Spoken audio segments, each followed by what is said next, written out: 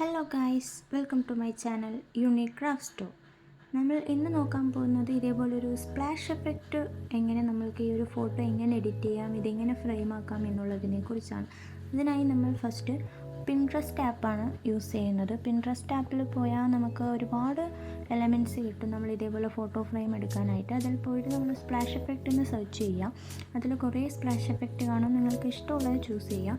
ഞാനിവിടെ ഒരു heart shape splash എഫക്റ്റാണ് use ചെയ്യുന്നത്. അത് ഡൗൺലോഡ് ചെയ്തെടുക്കുക. എന്നതിന് ശേഷം നമുക്ക് ഈ ഒരു ഫോട്ടോ പിക്സാർട്ടിലും ചെയ്യാം, ഇൻഷോട്ടിലും ചെയ്യാം. ഞാനിവിടെ ഇൻഷോട്ടാണ് എടുക്കുന്നത്. നമ്മൾ ഇൻഷോട്ടിൽ പോയതിന് ശേഷം ഫോട്ടോ എന്നുള്ളൊരു ഓപ്ഷൻ ഉണ്ടാകും അവിടെ. ആ ഫോട്ടോയിൽ പോയിട്ട് ന്യൂ എന്ന് കൊടുത്തതിന് ശേഷം നമ്മൾ നേരത്തെ ഡൗൺലോഡ് ചെയ്ത് വെച്ച സ്പ്ലാഷ് എഫക്റ്റ് എടുക്കുക. സ്പ്ലാഷ് എഫക്റ്റ് എടുത്തതിന് ശേഷം PIP എന്ന ഓപ്ഷനിൽ പോയിട്ട് നമുക്ക് നമ്മൾ ഏത് ഇമേജാണോ യൂസ് ചെയ്യാൻ നോക്കുന്നത് ആ ഇമേജ് അവിടെ വെച്ച് കൊടുക്കുക.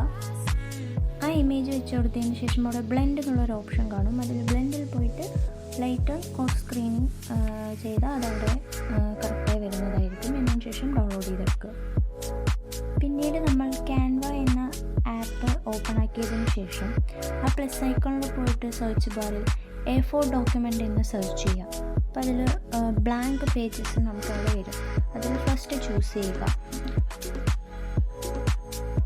ഫസ്റ്റ് ചൂസ് ചെയ്തതിന് ശേഷം അവിടെ ഗാലറിയിൽ പോയിട്ട് നമുക്ക് ഏത് ഫോട്ടോ ആണോ വേണ്ടത് അതവിടെ സെലക്ട് ചെയ്ത് കൊടുക്കുക.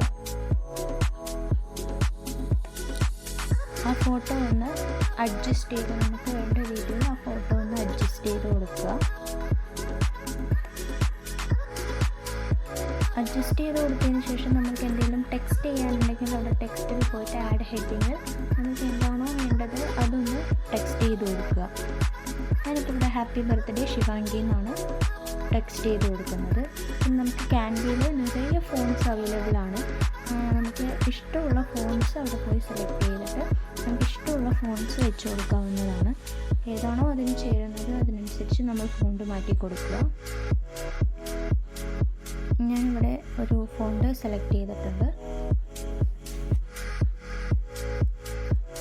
ഫോണ്ട് വെച്ച് കൊടുത്തതിന് ശേഷം നമുക്ക് പേജ് ബ്ലാങ്ക് ആയി തോന്നുകയാണെങ്കിൽ അവിടെ എലമെൻറ്റ്സിൽ പോയിട്ട് നമുക്ക് ബാക്ക്ഗ്രൗണ്ടിന് വേണ്ടത് സെർച്ച് ചെയ്യാവുന്നതാണ്. ഞാനിപ്പോൾ ഇവിടെ ഒരു ഫ്ലവർ എന്നാണ് സെർച്ച് ചെയ്യുന്നത് 4 കോർണറിലും വെക്കാൻ.